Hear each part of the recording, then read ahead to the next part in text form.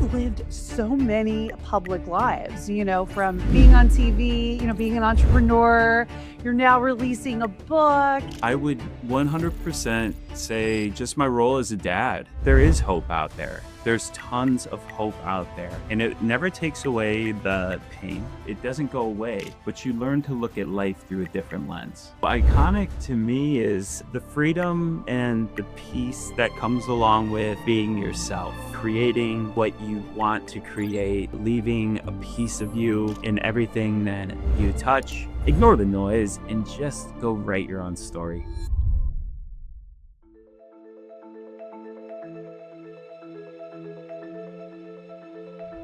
Welcome back to the Iconic Midlife, the show where we celebrate courage to reinvent yourself, embrace what's next, and discover that some of life's most meaningful chapters begin after 40.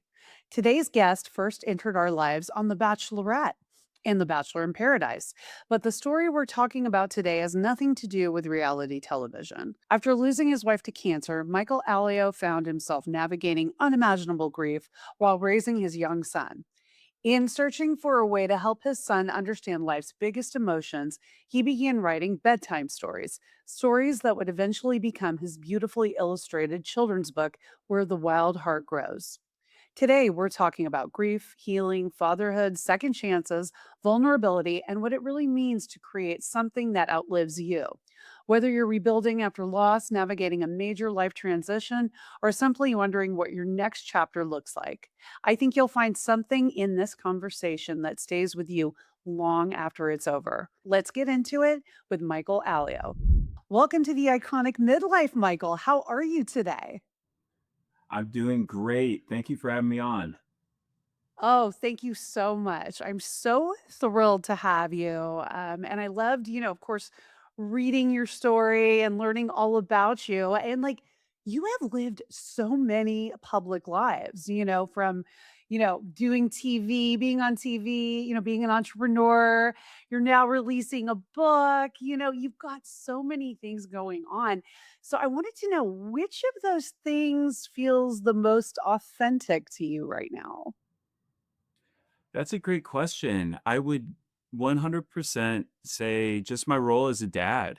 I have really leaned into that job, and I'm not sure if it was forged by fire or if it was always in me, but I was saying this earlier, my son's 9 years old now, and it's been the greatest blessing watching him just grow up and being a part of it.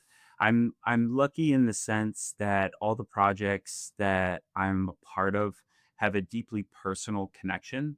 And so while no day is ever perfect, I the things that I'm working on, I absolutely love, and they've got so much purpose and meaning behind it that I'm in a season where I feel just incredibly blessed. Yeah, do you feel like you were a natural dad? Do you feel like you were always meant to be a dad? I remember taking James home from the hospital and thinking that this kid's in danger because I have no idea how to take care of him at all. When you're in the hospital, you've got the nurses taking care of you and all of that. And then you just kind of figure it out as you go. And I think I'm going to be turning 43 this year. It's one lesson that I've really learned in life is that you're never ready for anything.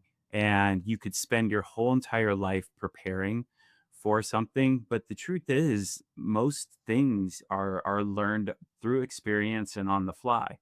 So, I guess to answer your question, I don't think I was just a natural dad, but it's something that I've cared about and prioritized. And so that I'm starting to really appreciate the payoff. Yeah. Yeah, absolutely. And life is trials and tribulations and things that you go through. And for those who may not know, you lost your wife to cancer in 2019, your late wife, and you were also a father, at the same time already. So, you know, how was that, especially in those first, few days, weeks, months? because here you are, you're grieving yourself, but then you're also having to take care of your child because life does not stop. So, kind of walk me through that a little bit. Yeah, Laura passed 7 years ago, and I honestly can look at my life right now and just with a sense of gratefulness for the fact that the people that I love in my life are still intact, that I've been able to learn a lot of lessons along the way, that I have a most beautiful girlfriend right now and have been able to open myself up to love and a future and all of that. That being said, the early days were incredibly difficult, and I know for people that are going through grief right now and they're in that season of life, I'm always trying I'm in touch with a lot of widowers, a lot of caregivers on a regular basis, but there is hope out there. There's tons of hope out there, and it never takes away the pain. It doesn't go away, but you learn to look at life through a different lens. I'm glad you're bringing up dating and sort of, getting back out there and continuing with life because, I think it is an important part of even after losing somebody is to keep living. But was there ever a part of you did you ever feel like because I've heard, obviously like mixed stories from different people. Did you ever feel like you were betraying your late wife by getting out there again, getting, dating and putting yourself out there? Or was that something that never sort of crossed your mind? How does that, tell me a little bit more about that. Uh, Dating again after loss is incredibly difficult, and I never personally felt the guilt of betrayal or any sort of guilt of trying to find somebody. My biggest challenge was, can I open up my heart again? And can I actually give somebody that same opportunity that Laura had? And that took a lot of time to heal. And I didn't put my life on the back burner at all because, like we were saying earlier, you can prepare for all these things or you can just get out there and start. Because I think one thing I didn't want to do is overplan my entire life. How is it going to feel? Who is it going to be? Is it going to be all those questions, while they're real, will drive you crazy if there's no action behind it. And so, I started dating again. I started trying to walk again after all of that. And I can tell you with just the biggest smile on my face that, I found uh, the best woman in the world in Jade, and watching her interact with my son, watching my son run to her in the house and all of that, it's a kind of love that I really was never prepared for.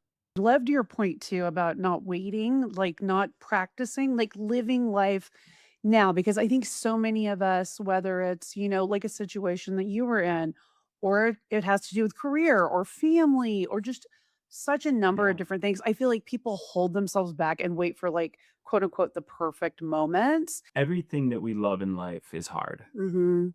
I mean, everything that we value, that we fight for, that keep anything that keeps us up at night, it's the things that we care about. And it's the things that are never fully perfect because how could they be? And so, one lesson I just learned over the years is we have to really stop pretending that we have all this time for things to be perfect. That the moment is now. That, like, get busy making mistakes. Like, it's not all that serious, and there's no better time to start living than now, and I don't mean that to be, like, toxic positivity, and I don't mean that to be, to diminish anybody's experience, but just in my own, I am I love life so much. I've seen people fight for life so hard, that I don't want to take that for granted. And so I try to instill that into my son, into my relationships. and try to put everything into it. Mhm. So how do you instill that into your son? Like, what are some of the things that you've done to sort of, teach him those things? I think the first thing is to appreciate the small things Mm, in life. We're surrounded by a lot of beauty that we really overlook.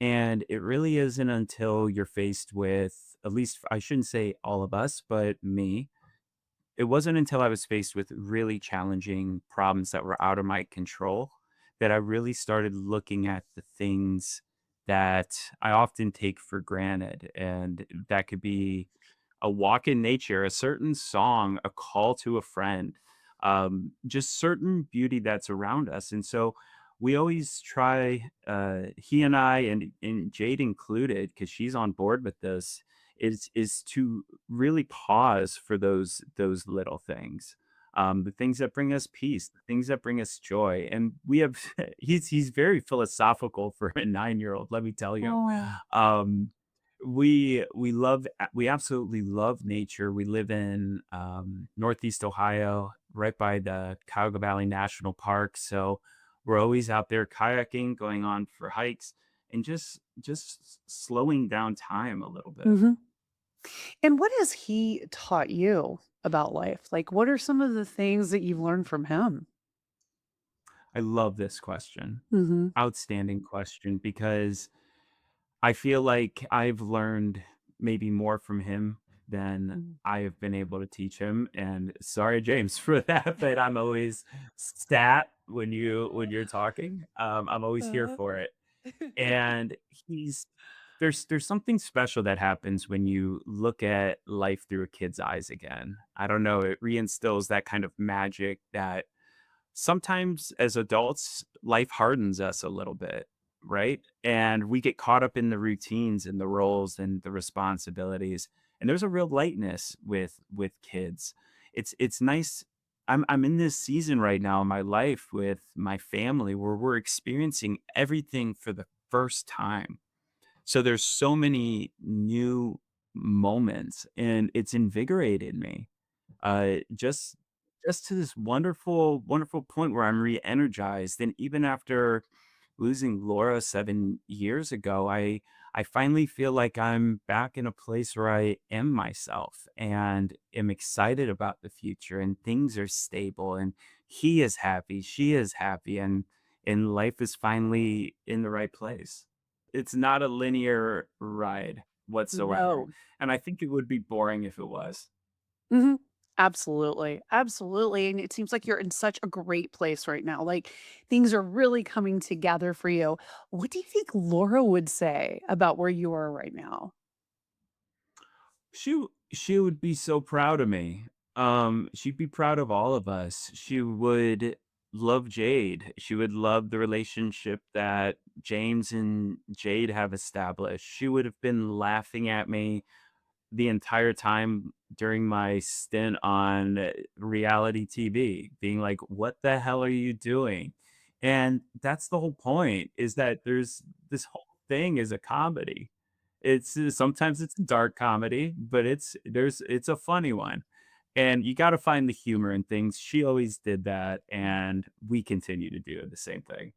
I love that. I love that. And it is funny. You can't take it too seriously. And when I look at your social media, it looks very intentional. Like it's not fluffy. It's not like you seem to come across as authentic and like truly who you are. So was that by design? Was it intended in in that way? Because, you know, as we look around the world, we see a lot of things. There's a lot of noise, a lot of fluff, a lot of, I've got to do this way because this person is doing this. And there's a lot of that going on, but Yeah. yours is it seems very intentional. So, was that, on purpose? Is that Yeah, yeah, uh, absolutely. I mean, I feel like when I was given the platform after being on reality TV, I felt like I never really fit that mold of being an influencer and somebody that is doing that. And no shade on anybody that's doing that whatsoever. It just didn't feel natural for me. And one thing that I've noticed just on social media as a whole is that, especially for kids growing up with it, because that's one thing that I'm so grateful that we never had to deal with, Roxy, was growing up in a world of social media where comparison is always at your fingertips. And the blueprint and the rule book to being cool and accepted is established by somebody that you'll never meet, and we've created this copycat culture where trends are chased, where voiceovers are lip synced, where everybody's doing the same exact thing because it's rewarded. And so when that gets rewarded, being who you are as a person, your true self will always begin to feel like a risk. And so my fear is that kids will somehow mute their gifts to the world because because of a fear of being judged for it. And so that's a topic that I talk about on social media. It's a story that's at a theme of one of the 7 in my book is have the courage to be able to be yourself, because the things that feel awkward right now are the gifts that you are gonna be able to offer the world, and it's what the world needs from you. Yeah, it's true. It's true. And it is. And it's a challenge every day as we're raising these kids to kind of tell them to drown the noise out, to really Yes. sort of, bring it home because not all families are on the same page with everything. So it Right? it can be really hard to navigate. Well, tell me this, as I mean, Mhm. you're raising a 12-year-old girl. Has that I imagine that's already come to light. What's your experience been?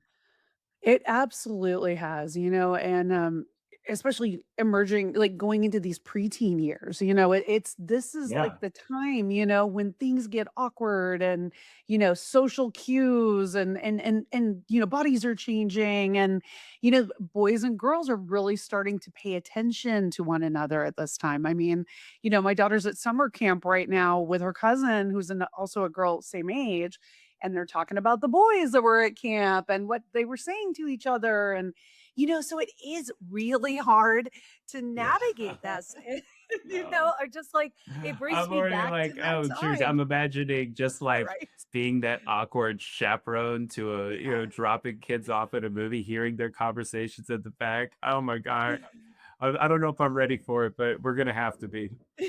Oh yeah, I'm fully embarrassing now. Like I'm an embarrassing person, embarrassing Yeah. mom. Like I'm not cool. It's like drop me off here, like far away. Don't talk, mom. It's all the We became things. we became our parents. When did this Yes. happen? We totally became our parents, and here I thought I was, like, so cool and, like, so evolved and, like, all the things, but apparently I'm not, so that's No, no, that's fun, that's there's fun. no matter where you go, there's always levels, and there's the top, and then there's the bottom, and we are finding our way on the cool meter going down, and you know what? We're fine with that. Totally, totally. I'm like, I guess it's a due we all have to pay, We for do. We torturing our do. own parents, you know? Yep, yep, it's karma coming back. It's totally karma. It's totally karma, but I am grateful, so far we have not gone down the social media route with her, so we're like Yeah, holding tight to that as for as long as we possibly good. can. I It's really want hard, and, it's is. really difficult for parents because you're absolutely right. Not all parents are on the same plan, and once the dam breaks, it's like everything starts flooding, and then they're never going to be able to have that peace and quiet again. Like, once that dam breaks and they jump on social media, it'll end up shaping them. And what I'm going to try to do when that time comes is teach him about it. And I do think, because of just my experience being in the public eye, time on reality TV, dealing with people that like you, people that don't like you, all of those different things, I'm hoping that I'll be able to give him some insight. The online bullying and, like, from people they don't even know on the other end, and it is so scary, and I try to kind of show my daughter as well, I'm like, "Oh," I mean, I don't show her the comments, but I do tell her that, people say things to me online that are not very nice, and I try to, kind of explain to her, like, how that kind of is, and, not to let that I don't let it bother me, but I know for them it's different? Yeah, yeah, it's a skill that we're all just going to have to learn, unfortunately, and I don't see Mhm. any way around it. And yeah, absolutely. So let me ask you this. Would you jump back on reality TV? If somebody came calling, would you do it again? Yeah, it's so interesting because somehow I get lumped in with a reality TV world, but my life is so different than that. I started a therapeutics company called St. James Therapeutics back in 2017, and we developed a topical cream to offset a side effect to chemotherapy uh, that would allow people to be able to finish their chemotherapy without discontinuation or dose reduction, improve their quality of life. So much of my work is focused on getting that out to cancer patients. That the answer is no.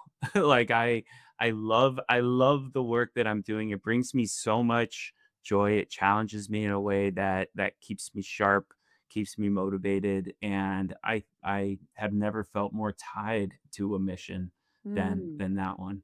Yeah, it's a beautiful mission and it's a mission with purpose. And you've also created this amazing book, which, wow, was it a labor of love? Was it something you kind of always wanted to do? Like, what was the genesis of that? Yeah, it's I came up with a book. It's out now called Where the Wild Heart Grows. And the origin of it's really interesting because I really wasn't setting out to write a book. I was setting out to find ways of talking to my son about some of the heavy emotions that were going on at that time for both he and I. And I never really knew how to breach that subject in a non-awkward way. And so we always read at bedtime. And I thought, well, if I start writing these stories for him, maybe that'll open up conversations about letting go, about grief, about the courage to be yourself, about starting over again, about what happens when two friends grow apart, about, what if you don't like the way you look and you start to not value yourself because you're comparing yourself to other people. And so the book is all taking root in nature. There's 7 stories that James actually chose for the book. I initially wrote 30 of them, and he told me which ones made the cut, and they're all very much interwoven because there's a lot of quiet wisdom that exists in kids' books. And my hope is that when parents are reading it to the parents will realize that the book was written for them too. There's a lot of lessons that, just in my opinion, there's a lot of lessons in the book that I think adults forget. And we were taught them at one point, and then life steered us a different way. And there's a story about a spider whose web keeps breaking. I think I think a kid will read that story and say, "That's about a spider in a web." I think a parent will read that and say, "My first marriage wasn't perfect. It kept breaking, and I have to find the courage to continue to weave a new web again." And so they'll be able to apply some of these lessons to their own life. And it requires some critical thinking. It's not spoon fed. It's supposed to be a conversation. It's supposed to make you pause. But it's beautifully illustrated by another fellow dad who's a professional illustrator, Luke Streeter. He did 35 oil paintings for this. So we did this the old school way. So it's not digital art, it's all oil on canvas. It feels heirloom, and we're just so proud of it. So the characters are trees, they're dandelions, roses, they're spiders, foxes, squirrels, things in nature that we've stumbled along the way. The I think one of the biggest parts that is often misconstrued is that it's a book about grief. And really, it is a book about becoming and all of the challenges of being lost in the wilderness of your own life and learning from nature about the seasons of your own life and appreciating each season that you're in, because there will be a time when that season passes and you will look back into that season yearning for it again. And so let's not rush our way out of things that we know we'll eventually miss. That's such a good point, and I love how, you've really created it to be a place for both kids and their parents, or caregivers, whoever's reading it with them, which is something I feel like, in the day to day of our lives, the busyness and the craziness, like that goes by the wayside a lot of the time. We're so busy that we're like, okay, 5 minutes here, I'll be there in a minute. And it just doesn't happen a lot of the time. So that's really, I think, such a good point to like kind of bring people together again. Yeah, and it's structured as a kid's book, but in reality, it's the words adults need to hear. There's nothing in this book, there's no lesson in this book that I, as a 42-year-old, don't need reminded of on a regular basis. And, there's a story about a tree that wants to get through, that wants to grow up so quickly until has a conversation with an older tree about all the things that they miss. And there's a story about a bird who has stones thrown at it, and so the bird lives its life on the forest floor collecting stones, keeping it from flying. And so that's about resentment and letting go and forgiving, not just for the people that harmed you, but for yourself so you can fly again. And so there's a lot of quiet wisdom that I hope people take from the book, and I hope it bridges a lot of meaningful conversations with kids, their friends, whoever they want to share When it with. it comes to grief, what is something, especially when you were going through such a profound grief, a few years back, like what is something that you wish that you knew or that other people knew on how to support somebody going through something that challenging? Great question.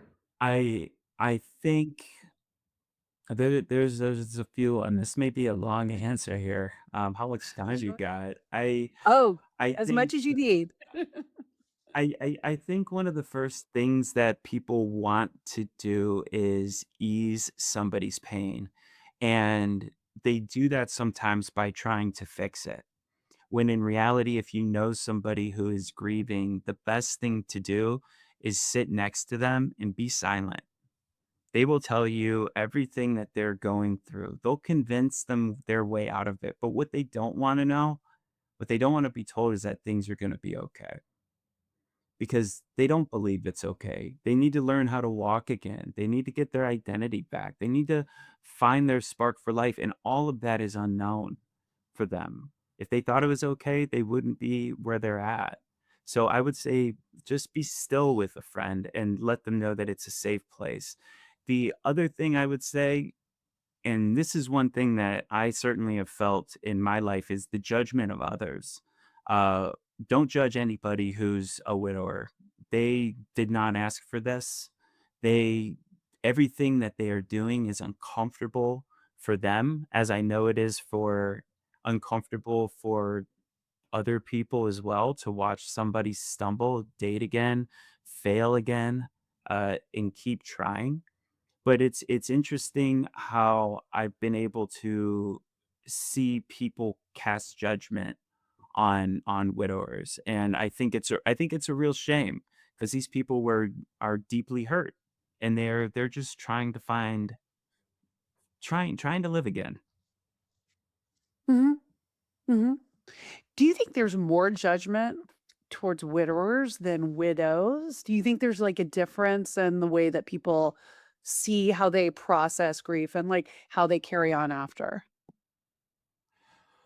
It's interesting because well, one, I don't know that answer, so everything is gonna just Mhm. be my opinion, but Speculative, yeah. statistically, men Uh, yeah, men actually get mhm. married so much faster than women do after losing Ooh. someone.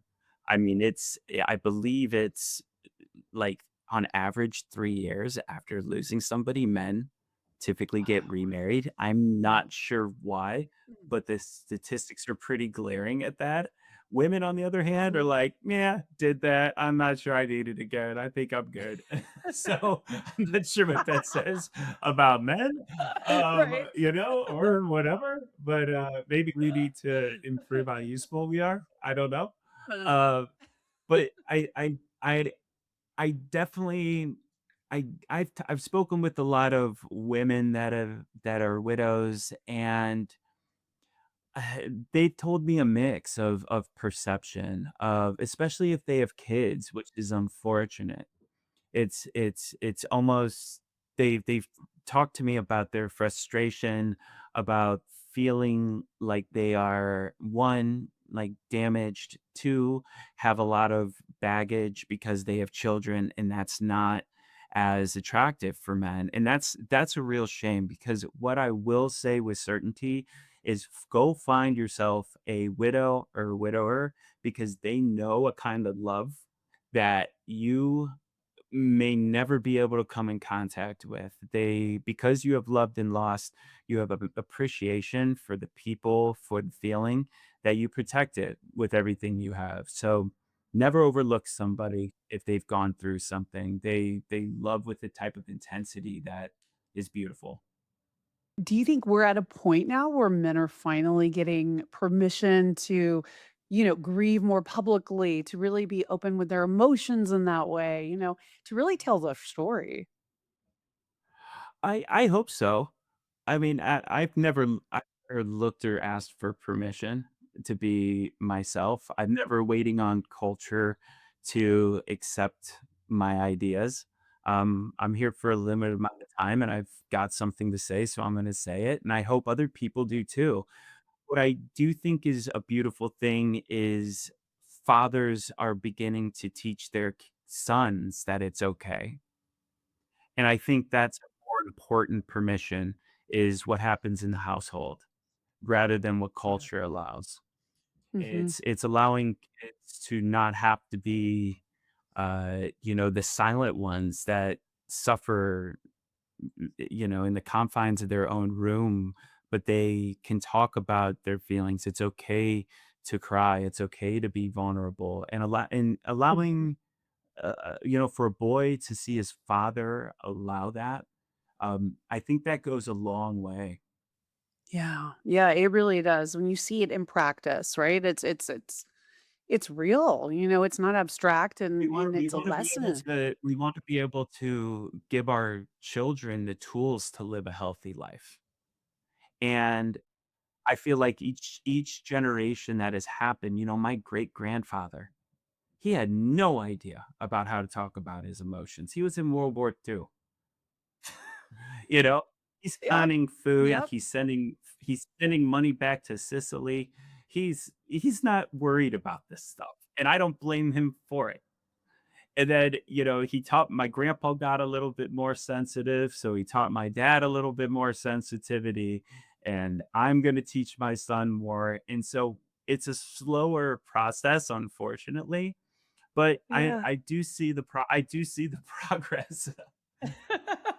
It's baby steps, right? Little by little. It's baby steps. I mean, we only know Right? what we've been taught, and, Yeah. sadly, a lot of men have grown up in households where this was not something you talked about. It's not something you do, and so to expect men to be experts in vulnerability and being sensitive and talking about their emotions, people have to be patient with them too, as they learn about that.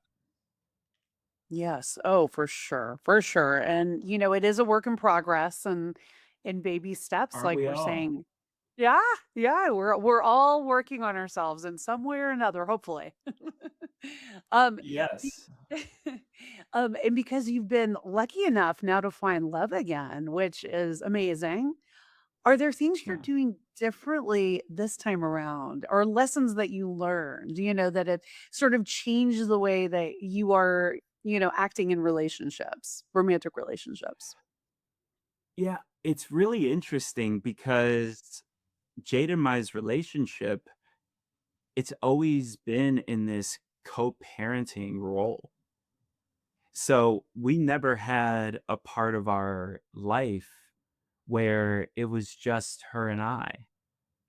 And so that has been completely different is learning how to co-parent with somebody else.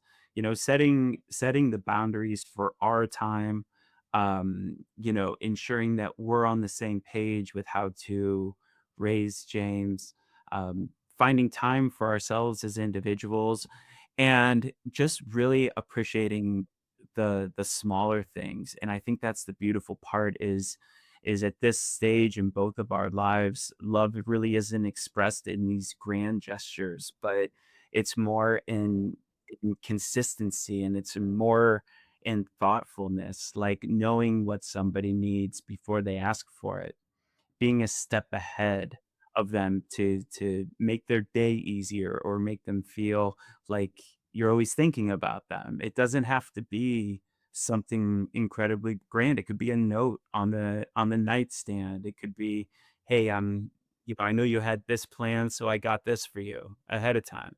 And it's that kind of simplicity that I think we both would agree that carries the most meaning. When did you know that she was special? Like, when did you know that this relationship was gonna go the distance?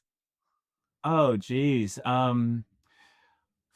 would say about 2 years ago.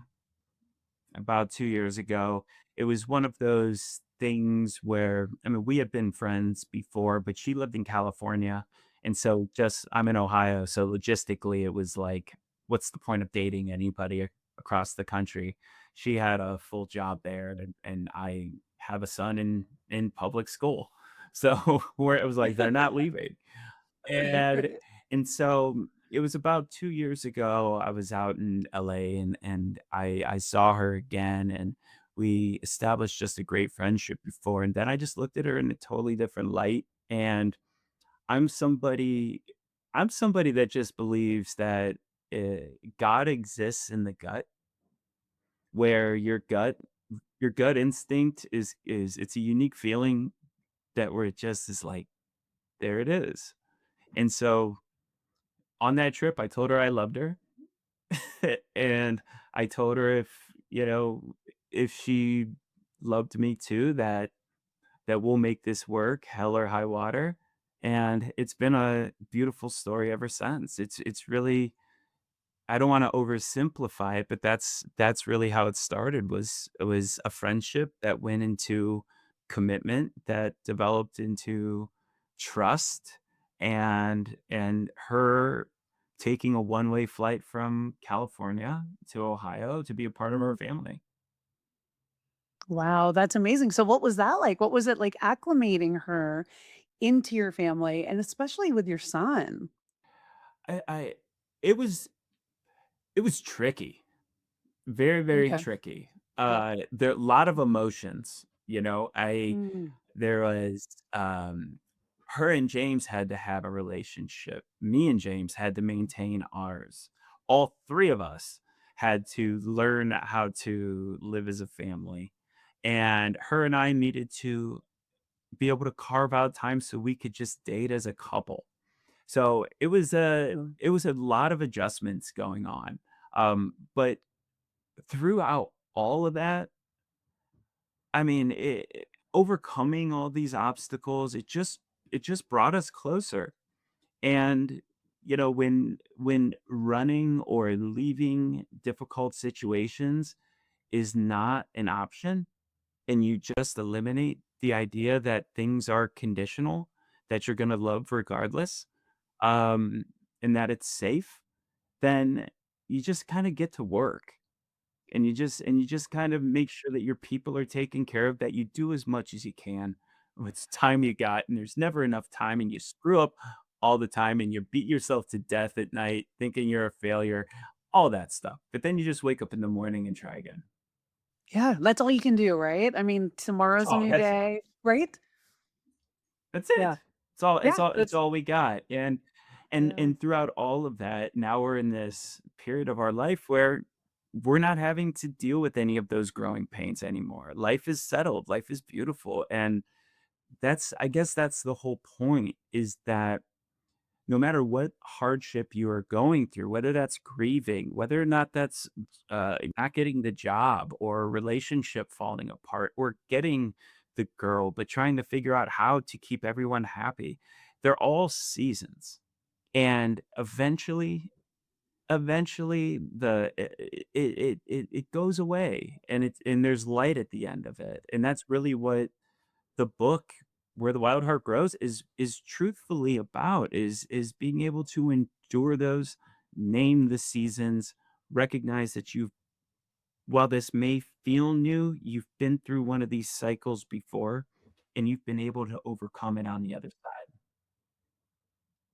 Yeah, that's a great lesson. And when your son is reading your book in 40 years, when he's in midlife, what do you Yeah. want him to look back on and think of when he thinks of you? Like, is there something that through the book you really want him to understand about who you are? Oh, geez, that's a wonderful question. How heartfelt. I would say that, I tried my hardest, that this was my interpretation of all the things that I've gone through.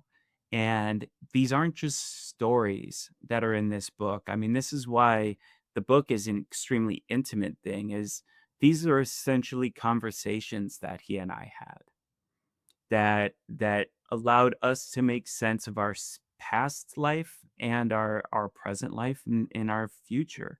And so I always wanted to humanize myself to my son, not put my struggles onto him, but let him know that I struggle too, so that he doesn't feel alone when or awkward, or that he's struggling and nobody else is.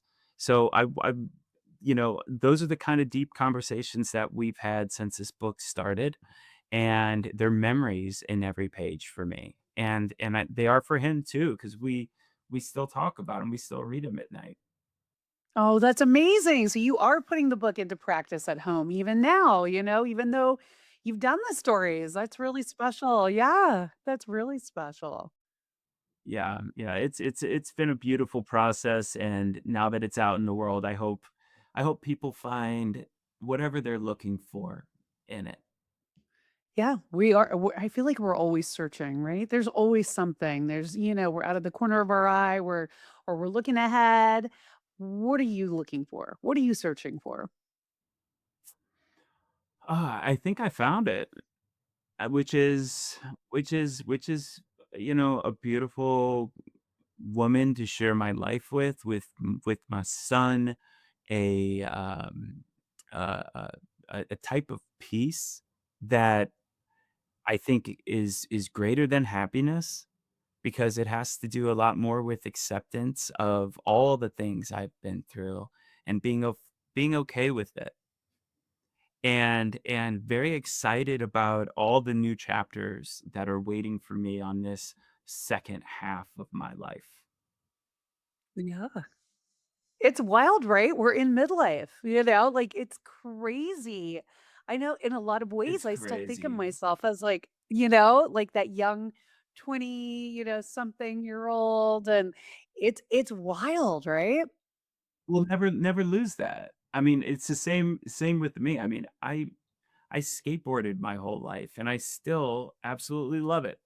And, it's one of those Totally. things where we are who we are, and I was telling James the other day, I was like, adults are simply just children with responsibilities.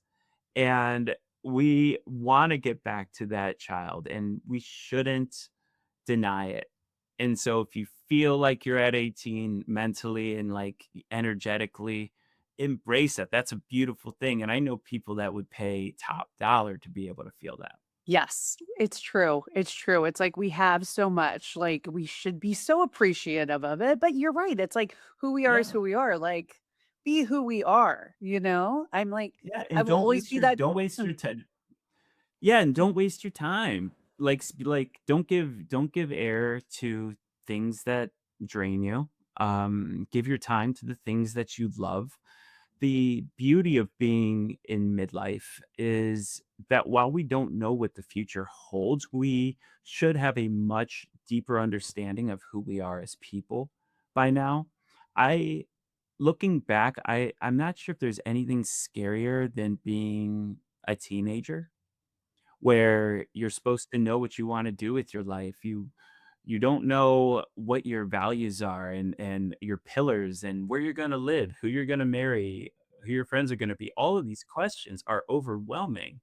And at least at midlife for me right now, I know who I am. Like, I know what I value. I know where I wanna spend the time. I know the people in my life. And so a lot of those questions are answered. And so that brings me a lot of peace when I look back and have just a different perspective on it. Oh, absolutely. What advice would you give that teenager that you were just referring to? The you of, like, 25 years ago? Like, what advice would you give that guy? Oh, things are gonna be okay. They're just gonna be okay.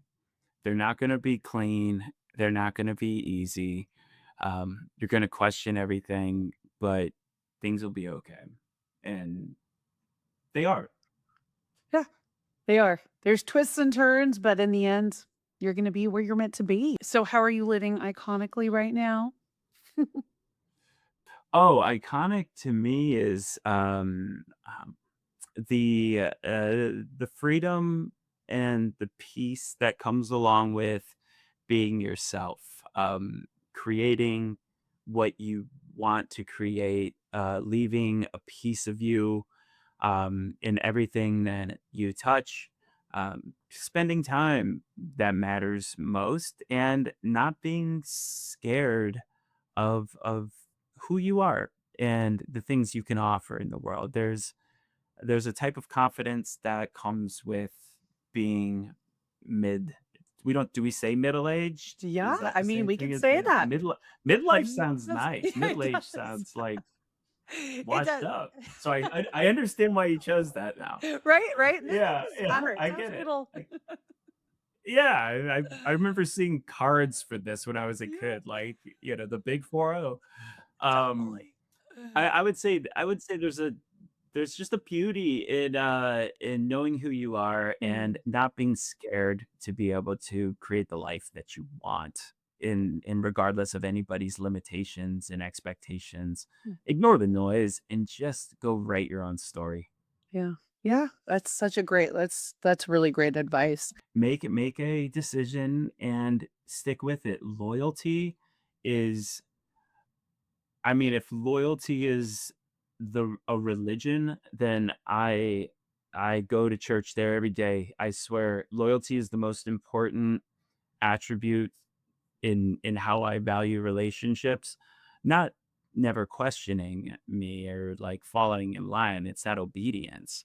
Uh, but it's loyalty as in um, always being there, being reliable, being consistent. And I think that's necessary in order to live a simple and happy life. Hmm, it's beautiful. If someone today is listening and they feel knocked down or not in a good place, what do you want them to know? Well, it's what we talked about. This is a season. You have never felt happy your whole life. You have felt like you at some point in your life, previous life, you have felt like you hit something insurmountable. You were lost. You were looking for answers. You didn't feel that zest for life before. You wonder if it'll ever come back, and you want it to be easy, but it's not easy. And but rest assured that it's temporary, that you will get on the other side of that. So you don't have to be perfect today Mm, or tomorrow or anything. What you have to do is do what's best for you, take time to heal, get a plan together without over planning, and have faith that it's not going to last. yeah. It's temporary, right? It's temporary.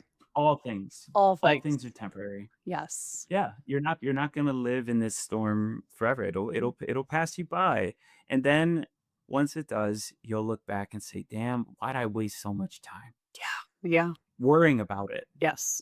Because some things require you to fix it, but most things end up fixing themselves. It's true. It's absolutely true. And now that you're in this beautiful and amazing place, what is next for you? You have this beautiful book that's coming out, which is going to be amazing. And what absolutely what does the next plan look like? What does it look like coming down the pipeline? Oh, well, I would say it's more memories, more fun, more life, more firsts. Um maybe we'll get to that ring coming up here. Okay. Maybe, Okay. maybe, So we'll see. you are open to getting married again. Absolutely. I Okay. mean, I get this question, and it's Yes. interesting because to me, it's just simple. If I had a wonderful marriage before, why wouldn't I want one again? Yeah. That's my experience. Marriage is great. It is. It's wonderful. And so, why wouldn't I want that again? And, I think that that will be on our horizon coming And up we're here. I don't have a time okay. frame or anything like We're that, like, "When it but what day? What are you gonna yeah, do? right, where you having it? What's What's going the on? How you proposal doing gonna look it? like?" Yeah, but, I don't think either of us are would ever have dove this hard if that wasn't the end goal, and I'm excited. I'm really, really excited to get there, and she deserves everything. That's so sweet. Would it be televised, the proposal or the wedding? Ooh, I don't know. I Oh. really didn't think about that yet, but I know that that's an option. Probably not. You're like, "Keep it a little private." You don't Yeah, I think privacy is okay with me. I think when you open up your entire world, you welcome in, opinions and stuff Yes. that for people that have no idea who you are Right. It's and true. what you're about. Mhm. So yeah, I think we keep those gates closed. Nice. Would you be open to having more children? I would say we are happy right now with Mm. James, Mhm. and I don't imagine that changing. I also am under I understand that plans don't always go the way you think, and I leave room in that for growth. I mean, the most important part for me is that I found the woman I love, and she loves my son as much as I do. Mm, And he that's deserves yeah. that. Yeah, he Mhm. deserves that. She deserves that. I deserve it. Mhm. And we're in a good season of life. Mm, that's so beautiful. Oh my gosh. Well, Michael, thank you so much for chatting with us on the Iconic Midlife today. It's been amazing. Thank you, Roxy. I Yes. appreciate it. And your questions are wonderful. Oh, thank Keep doing you. you. Thank you. Oh my gosh, thank you. That is so special. Please tell everybody where they can get the book and, of course, where they can find you. Well, you can get the book Where the Wild Heart Grows. Here's a copy of it right here. Beautiful. Ooh. You Nice. can get it at thewildheartgrows.com. And if you want to follow me on Instagram, it's Michael underscore Allio L4. And tons of this life advice stuff going on with kids. You guys can watch my whole life unfold on there. But I appreciate everything you're about, Oh, Roxy. And thank thanks for you. having me on. Oh my gosh, thank you so much, and everybody go follow Michael. He has great advice. We're all in the parental trenches together, so I'm sure You'll glean some amazing information. And I just thank you so much, Michael. It's so great. Thank you. And don't Oh, forget, amazing. you're a cool mom to me. Thank you. That just made my day because I never hear that. Yeah, you need to Thank hear you. that. You're cooler than other moms in that line. Thank Trust you. me. Yeah, nerd I is will just spark. thank you. I will take that and I will run with it. Exactly. Oh, amazing. Well, I hope you have such a great day, Michael. It's been amazing. Michael, thank you so much for sharing your heart with us today. Your willingness to talk openly about grief, healing, fatherhood, and hope is a gift. And I know your story is going to resonate with so many people who are navigating their own next chapter. If you'd like to learn more about Michael or pick up a copy of Where the Wild Heart Grows, we'll have all of his information linked in the show notes. And if today's conversation meant something to you, I'd love for you to share this episode with someone who could use a little hope right now. Those personal recommendations are one of the biggest ways this community continues to grow. Be sure to subscribe to the Iconic Midlife wherever you listen to podcasts. Leave a review if you enjoyed today's episode and follow me on social media at Red Carpet Roxy and at The Iconic Midlife for behind the scenes moments, exclusive content, and clips from each episode. Until next time, remember midlife isn't the beginning of the end, it's the beginning of becoming exactly who you were meant to be. I'll see you on the next episode of The Iconic Midlife.